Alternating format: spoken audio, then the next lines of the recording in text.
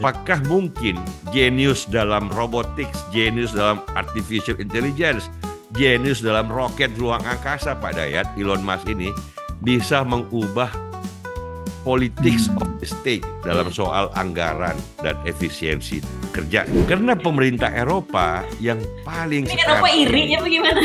Ya, pemerintah Eropa, Pak Dayat, yang sekarang ini paling agak susah karena utang pemerintah dibanding total ekonominya itu sudah terlalu nggak berimbang. Sehingga mereka butuh bukan hanya inovator kayak Elon Musk, tetapi orang yang berani mengubah the state itu menjadi lebih efisien sehingga lebih banyak inovasi yang muncul lagi. Yang orang sekarang tunggu, will it happen? Will it be possible such a person change the whole government of the United States? Harus ada paradigma baru. Nah, bagaimana wujudnya? Wait and see. Tetapi orang bilang never bet against Elon Musk.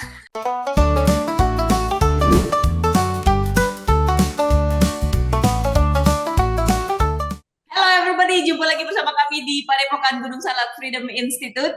Di sini kita akan bertamasya intelektual lagi. Dan hari ini kayaknya kita harus pergi lagi ke Amerika, Pak Dayat.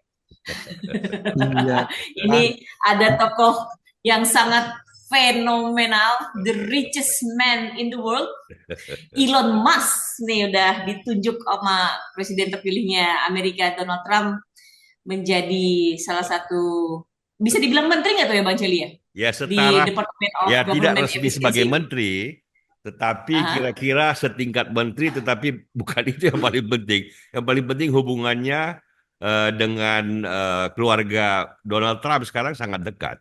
Dia dianggap sebagai uncle oleh cucunya dan anak-anaknya Om Donald Elon. Trump, ya kan? Jadi first brother in chief. Ya, akhirnya dia bukan jadi omongan di dunia teknologi doang. Sekarang dunia politik pun mau nggak mau akhirnya ngomongin dia. Ya. Bahkan bukan cuma di Amerika, Pak Dayat. Sekarang ini dia sudah menjadi bagian dari global conversation. Di Eropa dibicarakan, di Cina apalagi, di Rusia. Semua koran-koran utama seperti di Economist minggu ini kan cover story-nya Elon Musk. Financial Times Elon Musk, New York Times, Wall Street Journal, dan The Guardian, semua Elon Musk. Dan Elon Musk dan Vivek itu juga menulis kolom di Wall Street Journal, ya kan? Tentang apa yang dia mau lakukan dengan DOGE, Department of Government Efficiency. Wah, ini inovator, orang terkaya, tetapi juga punya rencana mau merombak struktur pemerintahan dan skop pemerintahan Amerika. Wah, ini dahsyat. Jadi berarti ini ya, menyatunya kekuatan teknologi yang punya uang dengan orang nomor satu di dunia. Trump kan seperti itu kira-kira. Betul, kan, Presiden Amerika kan, anggaplah dia Presiden Amerika, kalau kita bisa bilang orang terkuat di dunia secara politik, power, state. Kalau Elon Musk kan orang terkaya dan inovator terdepan. Jadi ini gabungan antara political power, economic power, dan technological power itu nyatu sudah dalam kombinasi Musk dan Trump. Ini kan makanya judul kita beberapa minggu yang lalu kan kombinasi maut. Dan ini global conversation kan. Jadi kita kan Padepokan Gunung Salak ini kan ingin mengajak anak-anak muda Indonesia untuk terlibat dalam global percakapan global lah, membuka pikiran, mencari wawasan, melihat apa yang penting dan tidak penting dan apa yang bisa kita pelajari dari perkembangan terbaru. Karena itu topik Elon Musk sekarang di semua negara-negara utama menjadi topik terpenting, Mel. Kalau kita lewatkan sayang. Ya kan, dilewatkan sayang. Benar banget, Bang. Penasaran juga sih kenapa dia bisa sekarang hampir semuanya gitu spotlightnya ke dia gitu ya. Yang tadi kombinasi the power of technology, the power of money, and the power of the state. Ini kalau nyatu di tangan Elon Musk, memang pertanyaan semula kan, Dr. Doom or Iron Man, pengaruh positif atau pengaruh negatif. Ya kan, dia Betul, betul, the betul. king of the sky, the king of heaven. Ini kan gelar jadi ekonomis buat dia. Dan Anda tahu nggak, ya istilahnya waktu Ya. dia mau bikin Doge itu, dia bilang, Hah? saya akan mengumpulkan super high IQ, small government revolutionaries. Jadi orang-orang yang anak muda yang IIQ. paling pintar saya mau kumpulin kelompok kecil untuk membuat revolusi pemerintahan Amerika dari dalam. Wah, ini Oh. orang semua dengar begitu kan, orang kan bilang, never bet against Elon Musk. Jangan pernah taruhan melawan Elon Musk deh. Tesla dia berhasil, Iya, SpaceX dia berhasil, SpaceX. XAI, Ya. Artificial Intelligence, dia berhasil. Sekarang dia masuk Optimus. pemerintahan, mau merombak pemerintahan. Lu jangan pesimis-pesimis begitu. Ini orang jenius. Never bet against Elon Musk. Gitu loh. Orang nunggu apa nih yang bisa dia lakukan? Apa yang akan dia lakukan? Nah itu pertanyaan paling menarik di dunia ini sekarang. Pak Ya. Dayat dan Ibu Amel. Oke, menarik Mel. Si apa sebenarnya si Mel? Elon Musk ini Mel. Bisa kamu kasih gambaran nggak Mel? Kok Iya, iya. bisa Ya, itu juga yang bikin penasaran. Karena kan setauku pun dia itu lahir kan di Afrika Selatan. Afrika kalau nggak Terus, salah. Ya. ya, terus dia ke ke Kanada dulu kalau nggak salah, umur 17 Hmm. tahun. Nggak punya uang tuh katanya tuh. Terus akhirnya dia dapat Hmm. beasiswa di UPenn, Ya. University of Pennsylvania. Udah gitu akhirnya Nah, dia ke Palo Alto kan. Nah, mungkin Bang Celi ya, bisa ya. jelasin lebih lebih lebih jelas lagi nih. Ya, Kok makanya bisa gitu? yaitu Luar dia biasa loh. simbol dari apa yang orang sebut dengan the American Dream. Imigran kan, ini kan Hmm. Amerika Serikat negara Hmm. kaum migran. Jadi datang Hmm. uang kantong kosong, kena otaknya encer, dapat beasiswa. Dia di Kanada numpang sama keluarganya, datang ke Amerika, dapat beasiswa. Profesornya udah tahu ini anak kayaknya punya potensi jenius. Nah, habis itu dia selesai sekolah, dia ke Palo Alto, ke Stanford University, melamar di Applied Physics Department untuk PhD, Hmm. doktor. Tapi baru berapa bulan dia bilang, gua jadi pengusaha aja deh. Nah, dia mulai bikin macam-macam, termasuk PayPal, sukses dia jual, baru dia bikin sukses. Jadi sukses pertama itu Tesla dan SpaceX. Dua-duanya ini Hmm. revolusi dalam mobil listrik dan revolusi dalam roket angkasa luar yang bisa mengalahkan Ya, NASA, Cina, dan Rusia, Uni Soviet Rusia. itu loh. Ya. Mengirim roket Hmm. bisa bolak-balik. Terakhir dengan Starship, dengan Hmm. 33 mesin Raptors. Udah nggak ada yang lain. Dan setelah Ya, Hmm. itu ya. bukan berhenti di situ. Ya, dia ada Starlink yang ada 9.000, Ya. ada 9.000 sekarang satelit mengelilingi bumi ini. Satelit. Ya, 6.000 Hmm. diantaranya punya SpaceX, Elon Musk.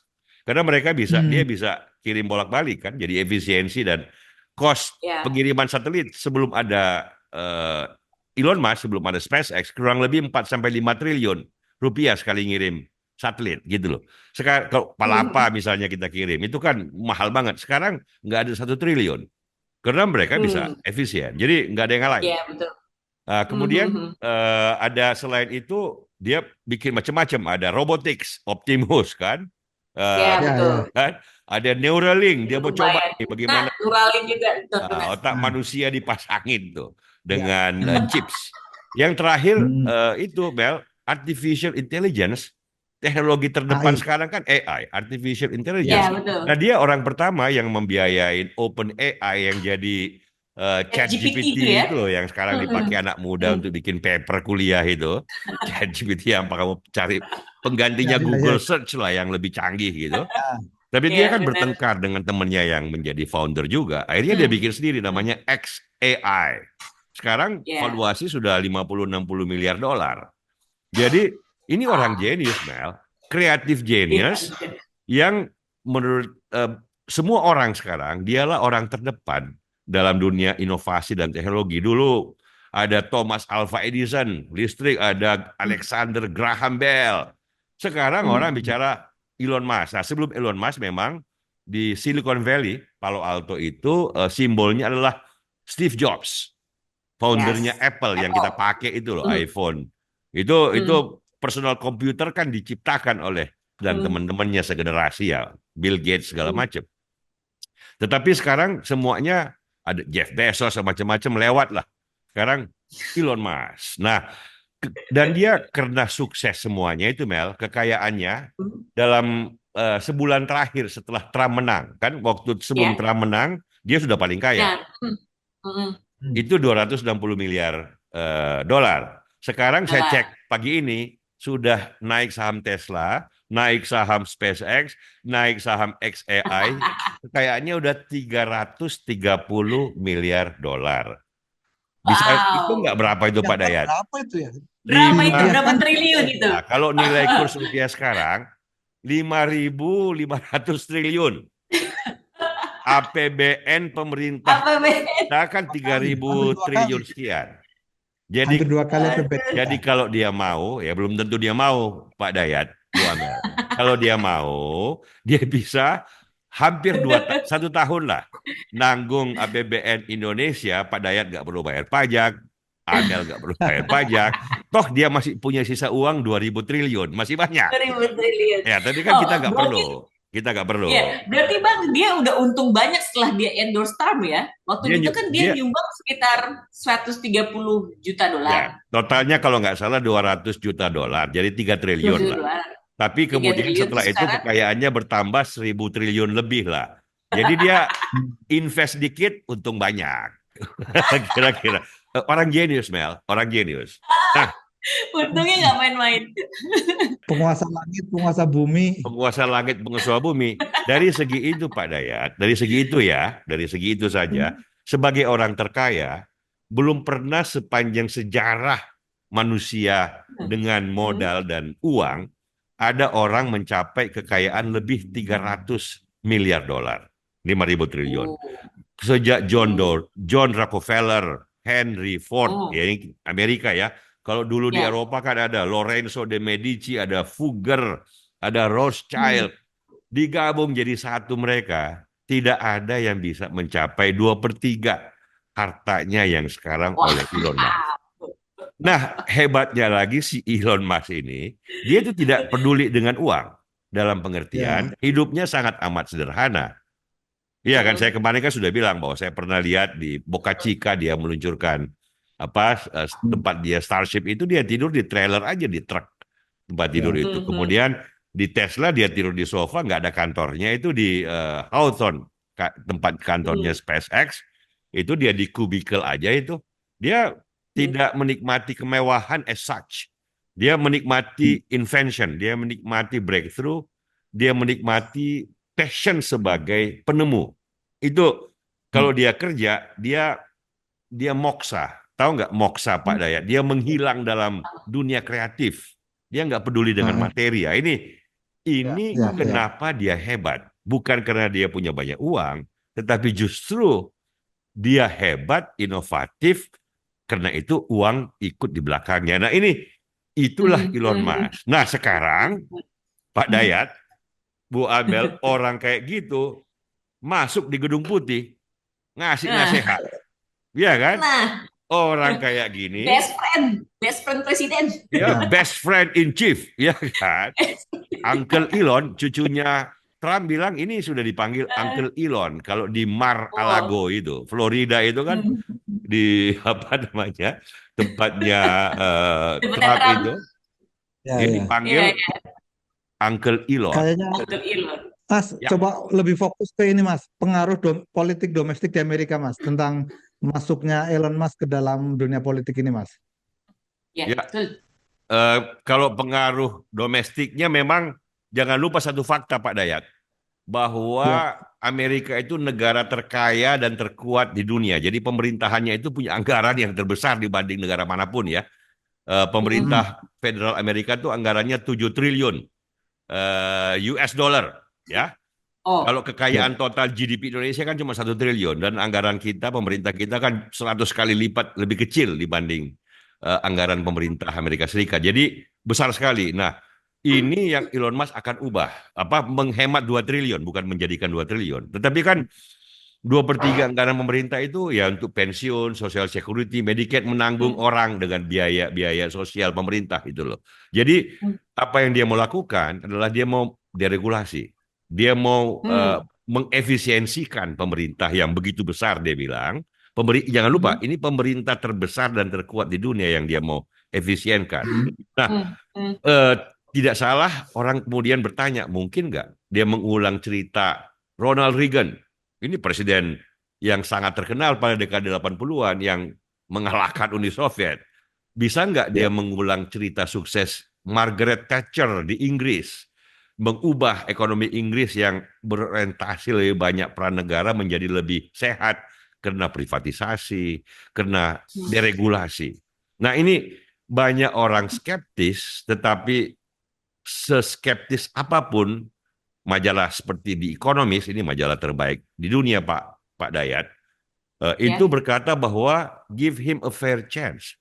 Kalau dia berhasil, mudah-mudahan negara lain terinspirasi, karena memang sekarang ini salah satu problem di semua negara maju adalah beban pemerintah yang terlalu besar menanggung pensiunan, pengangguran, orang sakit, orang yang mulai menua. Semua negara maju kan penduduknya menua. Anggaran pemerintahnya makin besar, Pak Dayat. Sehingga apakah mungkin jenius dalam robotics, jenius dalam artificial intelligence, jenius dalam roket ruang angkasa, Pak Dayat, Elon Musk ini bisa mengubah politics of the state dalam soal anggaran dan efisiensi kerjanya.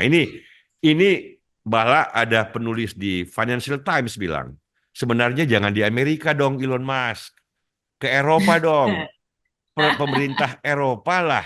Ini Financial Times. Ya, Elon Musk should be is Elon Musk is the right person in the wrong continent, in the wrong country. itu karena pemerintah Eropa yang paling ini sekarang Eropa irinya bagaimana?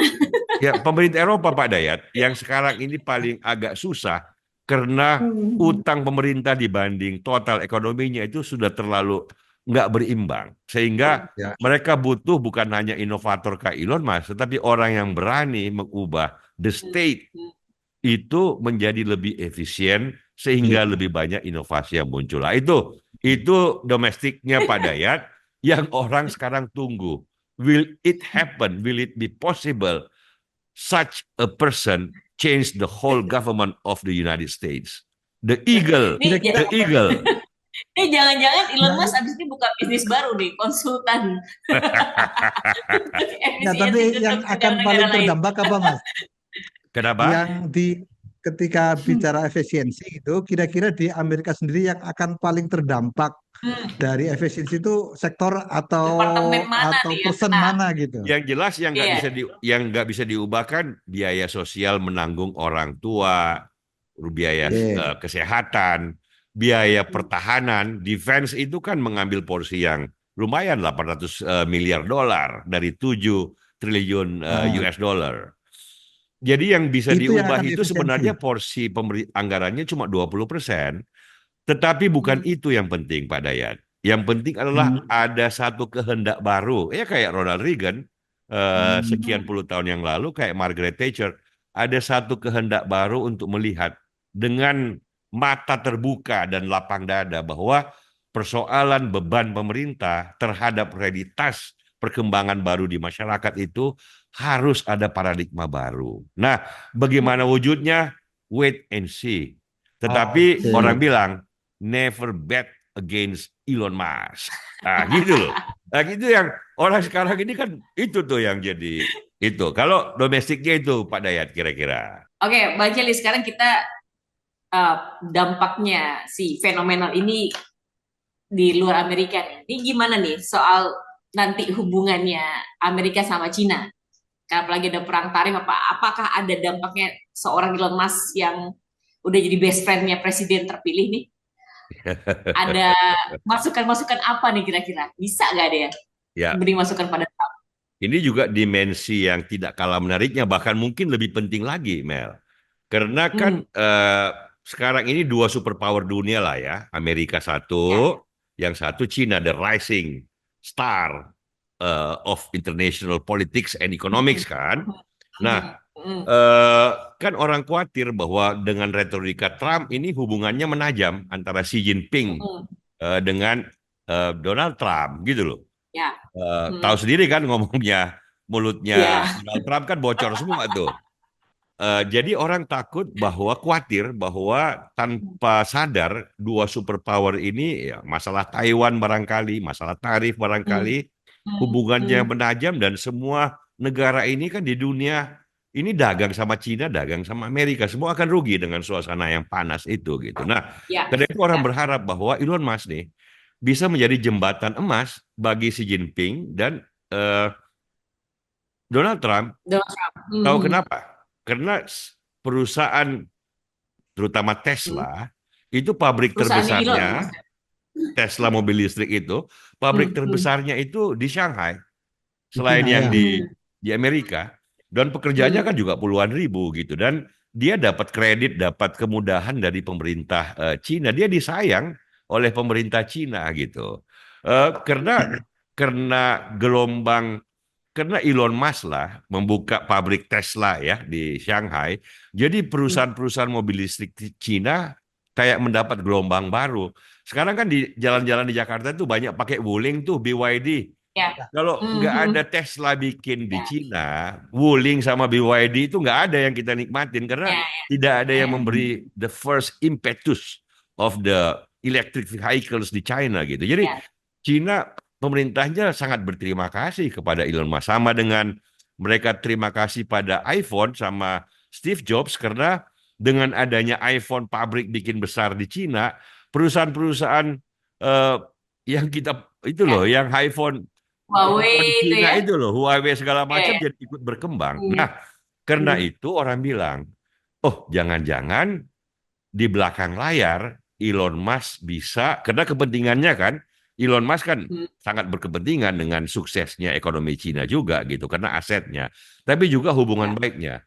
Sehingga sebagai the brother in chief dari Donald Trump, dia bisa melembutkan ya perseteruan kedua negara itu. Dan kalau itu Pak Dayat bisa terjadi, semua negara akan terima kasih, termasuk Indonesia.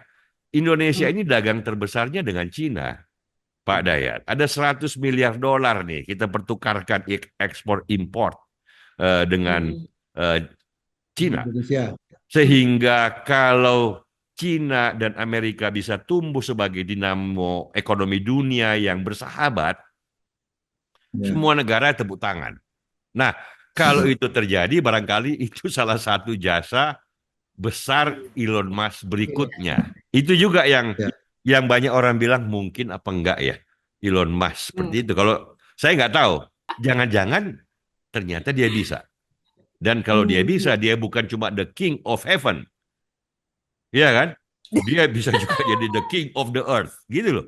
Membantu negara superpower yang bisa berkonflik menjadi bersahabat karena ada jembatannya. Ini penting dalam diplomasi internasional, orang-orang yang bisa melembutkan. Karena pada intinya hubungan negara itu kan juga hubungan pemimpin. Ya, dua negara besar, ini kan kayaknya seram banget nih. Ya kan, tuh satu eagle, satu dragon. Apa istilah Pak Dayat? Yang satu eagle, dragon, Garuda. Garuda dan apa? Garuda lawan apa namanya? Naga. Garuda sama naga ini kalau bisa jalan beriringan dalam ya bolehlah bersaingan, kompetitif, advisories ya. Jadi kompetitor, tetapi juga saling ya namanya dagang, namanya bersahabat. Nah, kalau itu bisa dilakukan oleh Elon Musk, walaupun di Cina pihak-pihak militer Cina itu agak-agak suka sama Elon Musk karena Starlink. Karena masalah komunikasi, masalah intelligence ya, mereka nggak begitu suka. Jangan lupa Twitter. Elon Musk kan punya pengikut 200 juta followers lebih. Ya, 200 juta. Ini kayak corong besar nih. Selama ini di Twitter dia kritis pada banyak orang, tetapi tidak kepada pemerintah Cina. Dia menjaga hubungan. Dan Twitter kan belum boleh beroperasi di Cina. Jadi dunia intelijen Cina, dunia militer Cina itu tidak begitu suka. Tetapi dunia industri dan ekonomi Cina dan pemerintahan Cina sayang pada Elon. Adore him. Ya nggak? Barangkali bagi Cina kombinasi siapa namanya Trump dengan Elon ini kira-kira yin dan yang kali ya bagi orang Cina ya. Yin dan yang, Kalau nah itu istilah bagus tuh. Tapi mungkin Iya, yin dan yangnya dengan kaum militer dan kaum intelijen Cina. Jadi Cina iya. ini sebagai pemerintah kan juga walaupun dia otokrasi, tetapi tidak monolitik, tidak ya. satu aja. Ada faksi intelijen dan militer, ada faksi Hmm. yang lebih teknokratis. Nah, tapi intinya adalah mudah-mudahan Elon Musk bisa memainkan peran yang konstruktif dalam dunia geopolitik, khususnya menjadi jembatan antara Xi Jinping dan Donald Trump, dua orang terpenting di muka bumi saat ini dari segi itu. Kalau dengan Rusia gimana Mas? Kan masih ada konflik di Ukraina nih. Nah, saya dengar-dengar ini Elon dekat juga dengan Putin. Gimana jadi pengaruhnya di sana Mas? Ya, ini sekali lagi dimensi yang penting lain dari geopolitik sekarang. Sekarang masih ada perang Ukraina. Dan jangan lupa Pak Dayat, Elon itu waktu awal-awal perang Ukraina, Ukraina sudah menyerah kalah kalau tidak dibantu dengan Starlink. Untuk berhubungan Ya, para komandan dan prajurit dalam menahan invasi ya. eh, Rusia kan dari Putin, itu kalau nggak dibantu oleh Starlink, mereka nggak bisa Starlink komunikasi ya. lapangan. Dihajar sama Rusia semua kan instalasi-instalasi komunikasinya gitu. Hmm. Sehingga Ya. Presiden Zelensky ya sangat berterima kasih kepada Elon Musk dan ada beberapa berita bahwa dia membuat secret conversations dengan Presiden Putin di belakang layar yang orang nggak tahu. Perang Ukraina yang sudah lebih 2 tahun ini yang sudah buntu, ya buntu, stalemate. Ini the war Ya. of attrition. Itu bisa ditemukan jalan keluarnya. Toh Trump janji nih kalau presiden 24 jam gue selesain perang Ukraina. Orang bilang kalau Trump orang nggak percaya, tapi kalau Elon Musk bisa memainkan peran yang cantik di situ sebagai jembatan, kan Ya. namanya perdamaian perang itu kan harus lo dapat setengah, gue dapat setengah, jangan semua Ya. lo, semua gua. Gitu kira-kira apa yang bisa disepakati yang realistik menjaga independensi Ukraina, tetapi menghargai fakta bahwa Rusia memang kuat dan nggak mungkin lagi luka lain Ya. apapun yang lu bikin. Jadi kenyataan pahit itu harus disampaikan kepada Zelensky dan juga harus disampaikan kepada Putin bahwa lo kalau Putin. dapat Crimea udah stop, nggak usah terlalu Ya. banyak di Donbas Ya. ya. Ya. Ya. Kalau itu dia bisa lakukan, dia sangat amat berjasa bagi Eropa. Eropa itu kalau Ya. terus-menerus perang Ukraina, Ya. itu Ya. mereka selalu mimpi buruk perang dunia pertama, perang dunia Tersiksa benar itu. kedua. Yang namanya perang dunia abad 20 itu kan di Eropa terutama ya. Ada Jepang, kita juga ikut, Ya. India ikut. Tapi kan korban terbesarnya kan di Eropa. Dan mereka punya trauma sejarah yang panjang. Kalau bisa diselesaikan, maka orang Eropa itu harus membuat semacam kiriman kembang bunga cantik ke Hawthorne apa ke Boca Chica tempatnya Elon Musk. Mudah-mudahan sang jenius teknologi ini bisa punya peran positif dalam global politics. Itulah kira-kira kenapa dia menjadi bahan global conversation, percakapan dunia, di mana kita-kita nih di Indonesia, anak-anak muda kita, bagusnya juga ikut menyimak. Karena inilah sebenarnya belum pernah terjadi dalam sejarah. Situasi yang semenarik ini sekaligus punya implikasi besar. Tapi ini luar biasa menarik, Pak Jaya. Di dalam sejarah jarang-jarang nih orang Ya. terkaya, Ya. teknolog terdepan, orang paling kuasa, hubungan dua negara adik kuasa yang begitu penting sekarang ini. Ini sangat amat sayang kalau dilewatkan. Bang, tapi kan kalau di Cina itu kan dia kan punya pabrik sana, punya apa, punya ada kepentingan gitu di sana. Tapi kalau sama Rusia tuh gimana? Dia punya ada hubungan apa dengan Putin ya kalau untuk soal masalah ini? Ya kalau kepentingan nggak ada Mel, tapi di situ uniknya Elon Musk, dia kan mau menolong humanity. Dia jangan lupa, dia pengen mimpinya tertinggi itu bukan jadi orang kaya, mengirim orang ke Mars untuk manusia bisa tinggal di Mars, naik roket 8 bulan di Mars nggak ada oksigen, tapi dia bikin macam-macam percampuran elemen di Mars, dia bikin pabrik oksigen di Mars. Itu mimpinya dia. Dia kan waktu kecil baca science fiction, Hitchhikers to the Galaxy gitu loh. Nah, dia mau menciptakan peradaban Oh, interplanetary, antar planet. interplanetary civilization. Dia ingin menolong humanity. Jadi waktu perang Ukraina mulai, dia nggak ada kepentingan, Mel. Tapi dia membiayai dulu sebelum Pentagon ikut campur tangan.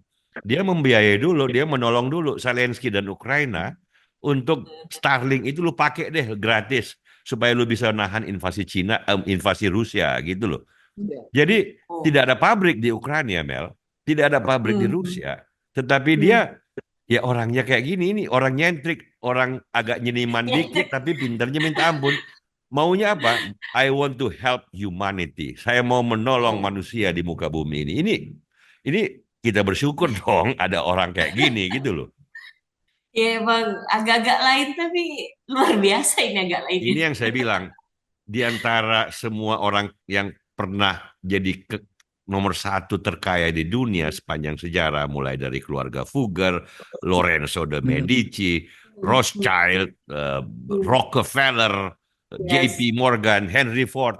Ini tokoh paling menarik, Pak Dayat. Barangkali kalau menurut saya mungkin bandingannya dengan Lorenzo de Medici lah.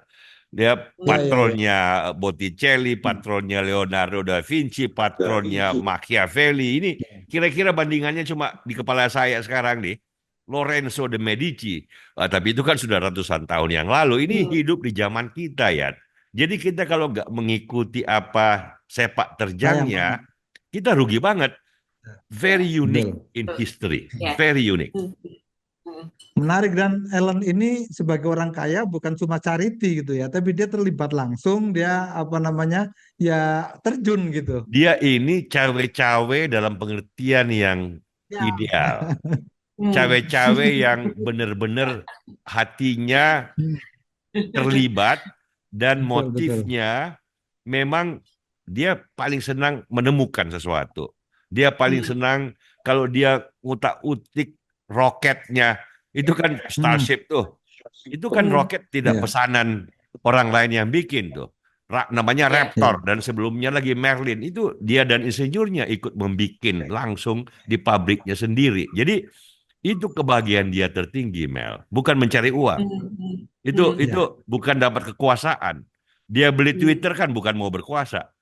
Tapi dia bilang, I want to defend free speech in the world. Dia free speech absolutist. Jadi karena ide, karena gagasan, karena passion, dia melakukan. Nah, kita berharap bahwa arahnya ke arah yang memang helping humanity all over the world. Itulah kira-kira. Ya kan? Harapan yang bisa kita lakukan, yang bisa kita ungkapkan pada saat ini. Menurut lu gimana, Mel? Kalau dia sudah terlalu asik terlibat di politik gitu ya, apa kira-kira apa namanya temuan-temuan intelektual dia, karya-karya jenius dia itu nanti bisa terbengkelai, Mel? Wah, bener juga itu. Biasanya kalau udah masuk politik tuh nggak bisa setengah-setengah itu. Bisa langsung gulung itu ke dalam itu. Bener tuh, malah nggak ada inovasi baru. Ya, rugi juga buat kita manusia nih. Gimana Bang Celi? Soalnya menurut saya sumbangan dia yang besar itu juga di teknologinya itu. Jadi sayang juga, Mas. Gimana, Mas? Itu, Mel, ya itu politik kan kadang-kadang kayak candu. Begitu masuk ke dalamnya, apalagi orang kayak Elon Musk kan passionate. Kalau passion dia udah masuk di politik, politik udah kayak candu, kan kekhawatiran umat manusia nih yang dia mau tolong. Dia lupa sebagai insinyur, dia lupa keinsinyurannya, dia lupa dunia rekayasanya, sehingga inisiatif yang sudah brilian banget dalam roket, dalam mobil listrik, XAI jangan lupa, perusahaan barunya ini kan teknologi artificial intelligence itu, Optimus dalam roboticsnya kan, itu kan orang bilang bahwa ini teknologi yang 50 tahun, 100 tahun ke depan akan mendominasi peradaban manusia. For good or for ill. Jadi kalau orang kayak Elon Musk yang terbukti, raja dunia rekayasa ini, yang jenius teknologi ini, asik masuk berpolitik. Apapun niatnya lah, niat baik membantu Cina, membantu Amerika, membantu Rusia. Kalau teknologinya nggak berkembang lagi, yang rugi siapa? Manusia juga. Jadi pertanyaannya adalah sebuah paradoks. Iya, kalau dia sukses sebagai politik, kan nggak mungkin dong dia setengah-setengah hatinya terlibat di sana. Tapi kan politik makan waktu, makan pikiran, makan perhatian kan. Nah, itu yang saya nggak bisa jawab. Harapan saya ya, knowing politics. Politik itu kan kayak candu. Sekali kita terlibat dalam kekuasaan, kalau sudah senang kan sudah hati kita bisa ikut ya. Jangan sampai dia lupa pada dunia keinsinyuran. Nah, mudah-mudahan teman-teman terdekat Elon Musk bisa mengingatkan lah. Uncle Elon, don't go too far in politics. Pesan akhir yang bisa kita sampaikan pada keterlibatan seorang Elon Musk di dunia politik. Jadi tetap Iron Man aja lah ya. Ya. Masih terus mengembangkan teknologi ya, jadi dan kalau membantu kemanusiaan. Dalam dilema Iron Man dan Dr. Doom, ya kalau boleh jadi Iron Man. Kalau bisa, kalau bahasa pewayangan apa Pak Dayat? Bahasa wayangnya menjadi Pandawa, bukan Kurawa. Sebagai penutup Mas ya, kalau kita tadi berharap agar Elon tidak kehilangan keinsinyurannya, ini kira-kira kalau dari Gunung Salak Mas, ada kearifan apa nih Mas yang bisa dibagi untuk para pencinta freedom lovers kita nih Mas? Ya, jadi pertanyaan yang bagus tuh Pak Dayat. Jadi kalau sang teknolog besar sudah masuk politik, barangkali kita harus cari penjelasan atau nasihat dari salah seorang ahli sosiologi terdepan dari Max Weber tentang politics as vocation. Ini kan sudah masuk politik nih.